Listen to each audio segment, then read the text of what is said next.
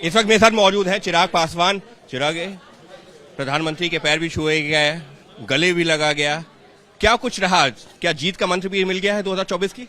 बिल्कुल, प्रधानमंत्री जी ने अपनी बातों में यकीनन 2024 चुनाव को लेकर तमाम बातों को बहुत मजबूती से उन्होंने रखा। तमाम एनडीए के घटक दलों ने भी अपने अपने सुझाव, अपने अपने मत को उन्होंने मजबूती से रखा। पर हाँ, वो एक खूबसूरत लम्हा मेरे लिए जरूर था व्यक्तिगत तौर पर, जब प्रधानमंत्री जी ने मेरे गालों पे हाथ रखकर, मेरा सर अपने कंधे पर रखकर मुझे गले लगाया। ये वही रिश्ता है जिसका कई बार कई लोगों ने मजाक भी उड़ाया कि आप अपने आप को हनुमान कहते हैं, ये कहते हैं। पर ये हमेशा से मैंने और मेरे प्रधानमंत्री जी के बीच में हम लोगों ने शेयर किया। मेरे प्रधानमंत्री मेरे साथ तब खड़े थे भाई, जब मैं अपने सबसे कठिन दौर से गुजर रहा था, जब मेरे पिता अस्पताल में थे।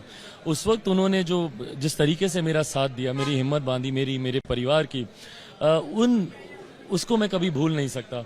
और मुझे लगता है उसी रिश्ते की एक झलक आज देखने को मिली, जिस अपनेपन से एक पिता की तरह उन्होंने मुझे गले लगाया।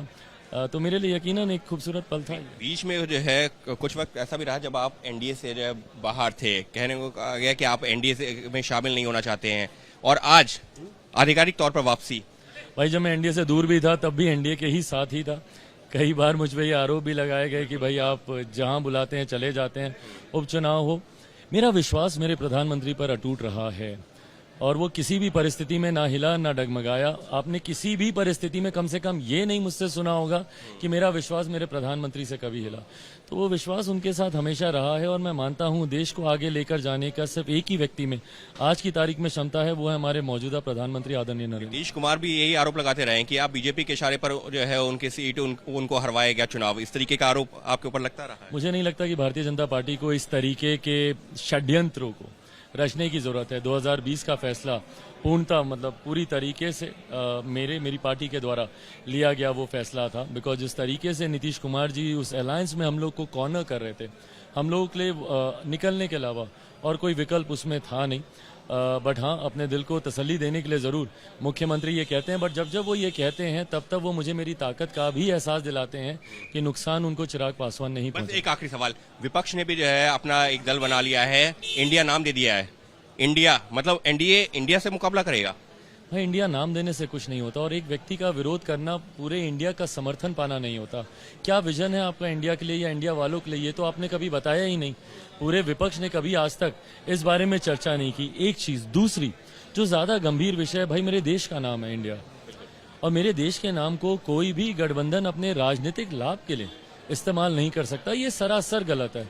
मुझे नहीं लगता कि कोई भी भारतवासी इस नाम को स्वीकार करेगा कि आप अपने राजनीतिक नाम लाभ के लिए एक देश का नाम, हमारे देश का नाम जिसको हम इतने सम्मान से लेते हैं, जो हमारा स्वाभिमान है, हमारा अभिमान है, अपने राजनीतिक लाभ के लिए आप इस्तेमाल कर रहे हैं, ये गलत है। साफ तौर पर चिराग पासवान का कहना है कि कोई भी राजनीतिक दल अपने निजी स्वार्थ के लिए अगर हमारे देश का नाम का इस्तेमाल करता है तो वो गलत है, उसको कोई भी स्वीकार नहीं करेगा। और चिराग ने अपना वो अनुभव भी साझा किया जब प्रधानमंत्री ने चिराग ने जब पैर छुए, उसके बाद में गले लगाया, गाल को टच किया और फिर से एक बार खुद को प्रधानमंत्री नरेंद्र मोदी का हनुमान ही करार दिया। सहयोगी कैमरा पर्सन मनीष उनियाल के साथ अंकित गुप्ता, एबीपी न्यूज, दिल्ली। पत्रकारिता कोई इमोशन नहीं है, ना अपना कोई ज्ञान देना है और ना कोई विचार थोपना है। पत्रकारिता क्या है?